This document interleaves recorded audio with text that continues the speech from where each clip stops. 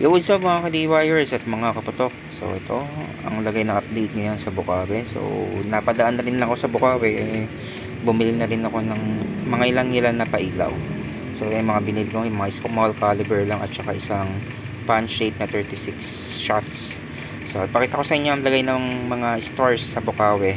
So quick strolling lang tayo, hindi na tayo nag-vlog at nagtanong kasi nakakahiya naman magtatanong tayo tapos hindi naman tayo bibili. So ito na, 3, 2, 1. So, nandito tayo sa side nung southbound, yung southbound exit ng Bukawi exit sa right side. So, ito yung mga stores na bukas na dito sa area na ito. So, may mga bukas na at mayroon pang mga sarado pa. So, ngayon ay November 29. So, yun yung mga stores. So, yan, halos sarado pa ngayon iba. Tingin ko sa December magbubukas na lahat to. Kasi iba nakikita ko kanina habang nag-strolling, naglilinis-linis pa lang nung stores yung iba.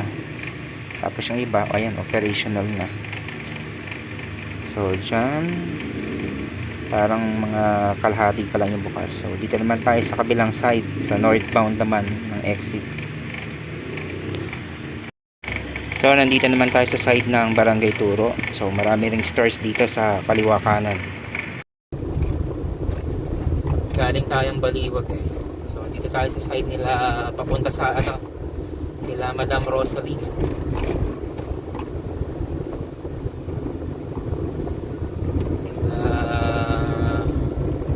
Parinas, ano pa ba yung mga kilala ko ng seller dito? CPM. So nandito na tayo sa malapit sa yung kinakainan namin palagi dito sa Bukawi. Masarap na lutong bahay dito rin yan sa side na yan.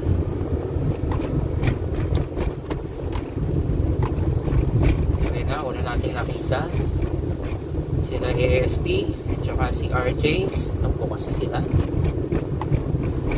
Dito pala natin ipanda yung camera sa bandang right side. So yan,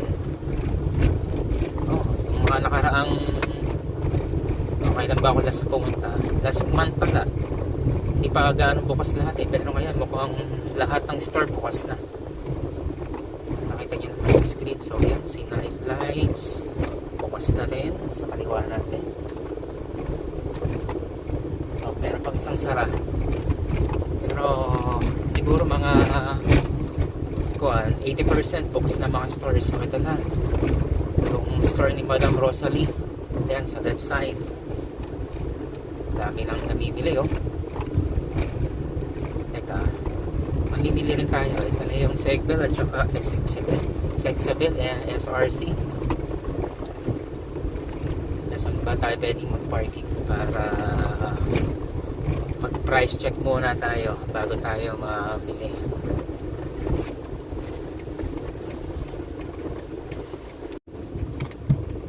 Hindi ko na binilagay yung mga canvassing na ginawa ko doon sa store nila Madam Rosalie, LB, tsaka kay SRC. Pero yung price nila halos pare-parehas lang. Kaya naman kasi ako in 200 meters, your destination will be on the right. Kaya sabi ko kanina, strolling lang muna tayo. Pero ang presyo nila doon sa mga small calibers, hindi naman nagkakala yung presyo. 650 dun sa small, sa medium 800 to 850, at dun sa large na yung mga diamond yun nasa 1. Your destination is on the right. So dito pala tayo kay CPM. So dito siguro pwede tayong magtanong, pero nahihiya rin ako kaya magtatanong na lang tayo na hindi natin ba-vlog. Yung mga presyo din dito kay SRC tsaka dito sa mga katabi niya, pares lang din, hindi mo dahil kakalay, pero mas mahal lang konti yung yung medium caliber na diamond. Mas mura-mura pa kila Madam Rosalie ng konti. Pero una nating hinahanap talaga yung quick fuse na imported. So doon ako may nakita, doon rin ako bibili ng cake. So dito yung kinakainan ng mga napapadpad dito sa Bukawi, yung masarap na kainan dito. So yan, yung kay Dragon Fireworks, mukhang bukas na rin pala.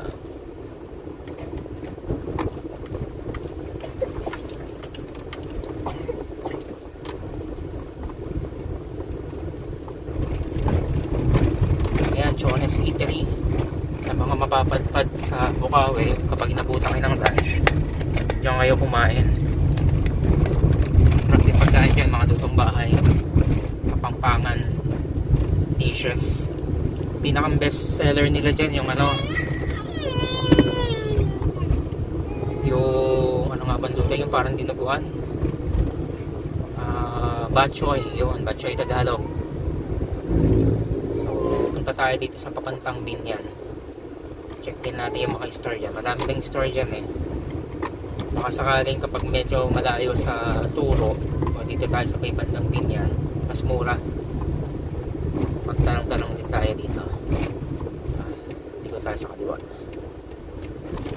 Marami ring store dito ako nadadaan. So yung direction niya yung papuntang Binyan, yung mga naghahanap ng chemicals. Diyan malimit. Nung bago ako, dyan din ako bumibili dati. Yung mga pang DIY chemicals. Pero ngayon hindi na. Nangihingi na lang ako ngayon.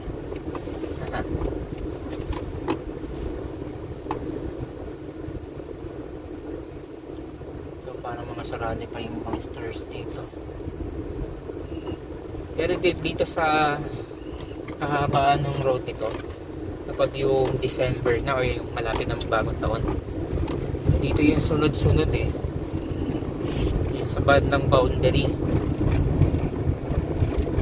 Pero mga hindi kilala, ayan, Triple J. Ayan, bukas na si Triple J sa website natin. Ito yung KFC, so bukas na rin. Ayan, medyo mura din dyan eh, tsaka magandang negotiate ng presyo dyan, lalo na kung wholesale naman. Tapos yung cone nila mura din. So si Atsabo, ano ba yan, Atsayo Fireworks, bukas na rin. So pabalik na tayo sa Turo, Bulacan. So yan, si Minyas, Manyas, Minyas nga, Minyas. Balik na tayo ng Turo, Bulacan. Punta rin tayo dun sa kabilang side ng exit. Tingnan natin yung mga stores na bukas na rin. Total, dito na tayo sa Binyan. Stroll lang naman yung ginagawa natin vlog. Kita na natin yan. LC Tiambao Fireworks, Triple J. Mga bukas na sila.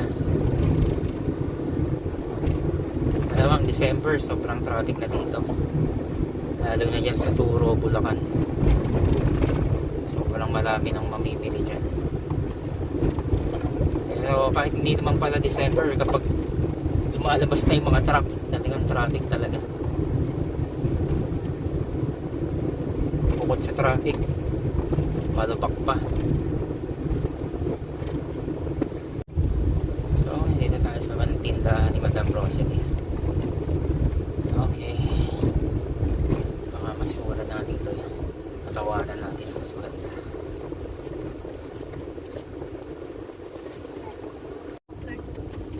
So yun, dito tayo napabili kay SRC. Mas mura kay SRC mga small caliber ng